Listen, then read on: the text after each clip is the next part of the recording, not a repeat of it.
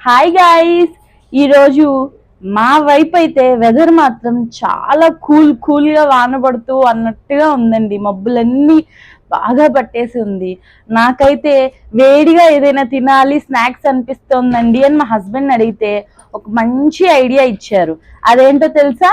మొక్కజొన్న కంకె. ఇదిగోండి, ఇప్పుడే వెళ్ళి తీసుకొచ్చాము. చాలా లేతగా ఉన్నాయి, చూడండి అసలు ఎంత లేతగా ఉన్నాయో. దీంతో మనము ఒక మంచి స్నాక్స్ ఐటమ్ చేసేద్దాం. అది కూడా 5 to 10 minutes లోపల అయిపోతుంది.